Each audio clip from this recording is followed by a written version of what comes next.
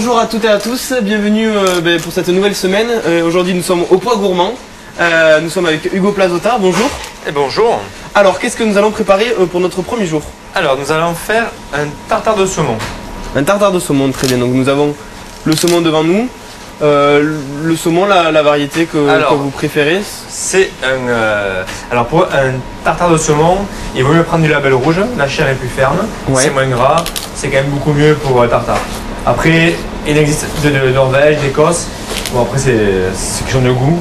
Je préfère personnellement l'Écosse, mais bon, ça reste très personnel quand même. D'accord. Ça a du goût, sa chair est ferme. Alors désolé.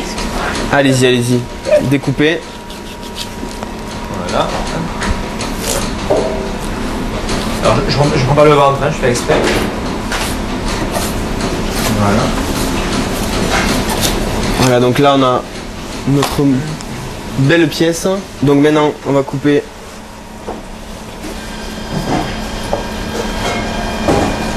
Chez la peau comme ça. Voilà, on enlève vraiment la partie peau.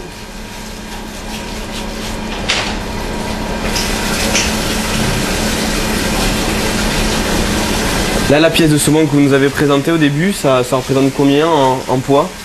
C'est une pièce de 4 à 5 kg. 4 à 5 kg. Donc je pense que ça va faire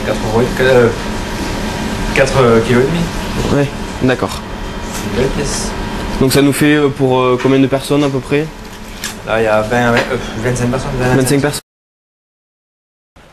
Pour cette partie du plat, nous avons décidé de vous laisser les images mais en accéléré.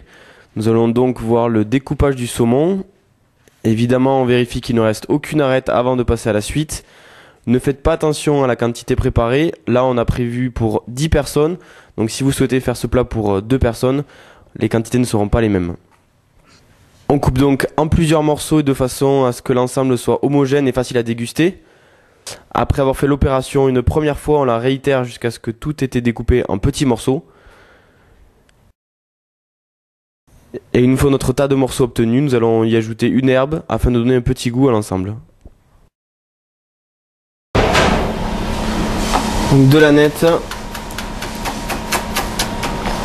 Et pourquoi cette herbe en particulier?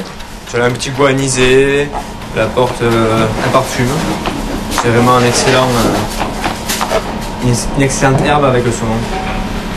Donc on l'ajoute à nos morceaux hachés. Et je suppose qu'on va mélanger bien le tout.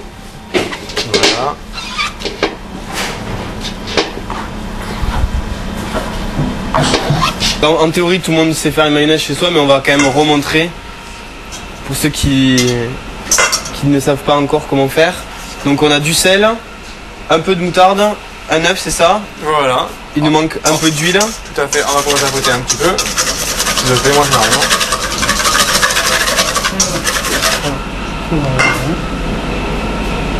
Voilà, donc on va commencer avec un tout petit peu d'huile.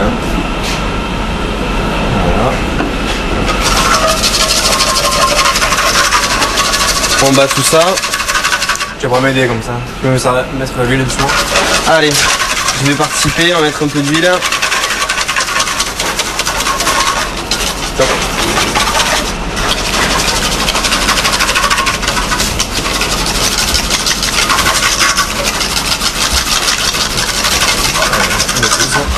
Allez, encore un peu d'huile.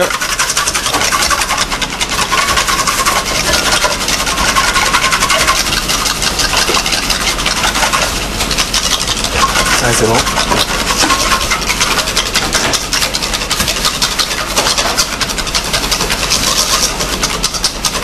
Voilà. Voilà, donc là on a notre mayonnaise. Et notre mayonnaise, on va l'ajouter maintenant aux morceaux de saumon qui sont mélangés avec l'aneth. Voilà. Donc mayonnaise avec de la moutarde à l'ancienne, on peut préciser puisqu'on... Je recèle le poivre.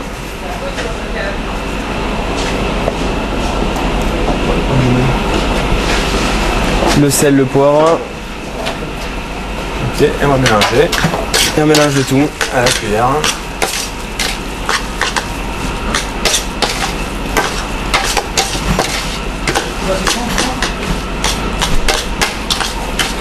Voilà, on mélange bien pour que la mayonnaise soit vraiment bien, bien imbibée dans le saumon.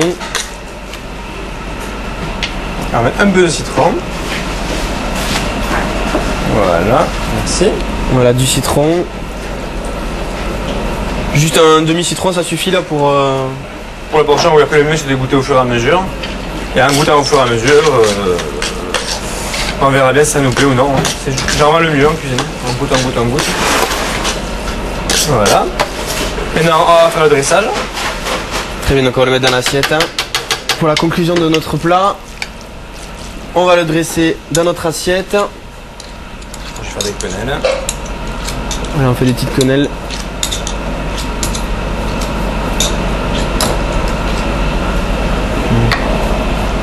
Voilà pour la première.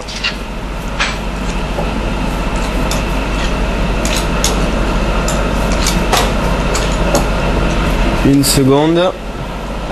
Voilà. On récupère de la nette. Alors une nouvelle fois de la nette.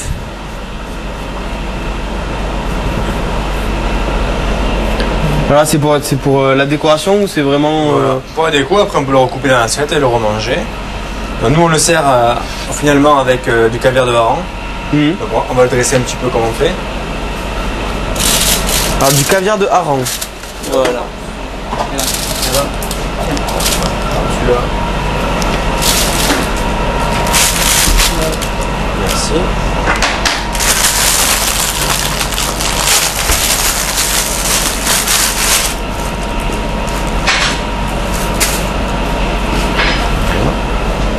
Alors là, qu'est-ce que vous ajoutez sur le côté? Des petites pousses. Des petites pousses. Ça mange bien avec le saumon. Et notre fameux caviar de hareng. Voilà. C'est quoi la différence par rapport au caviar, on va dire, classique? C'est beaucoup moins puissant en termes de goût. Il y a quand même moins le côté croquant du vrai caviar. Et c'est quand même beaucoup moins onéreux aussi. Donc ça permet d'avoir quelque chose de... Et ça, on en trouve à peu près partout, du caviar de hareng? Je sais pas. Je sais pas. Je pense que oui, on peut retrouver dans des épiceries fines. Bon, nous on les commande en gros, mais après je sais pas. Je pense que oui, épicerie fine quand même, oui, je pense. Bon, très bien. Voilà. Voilà, donc on peut rappeler ce que nous avons devant nous, le nom du plat. Le tartare de saumon et œufs de hareng façon caviar. Très bien. Demain, on se retrouve pour un nouveau plat. Qu'est-ce que vous nous avez prévu? Des Saint-Jacques façon Tokyo. Très bien. Et alors à demain.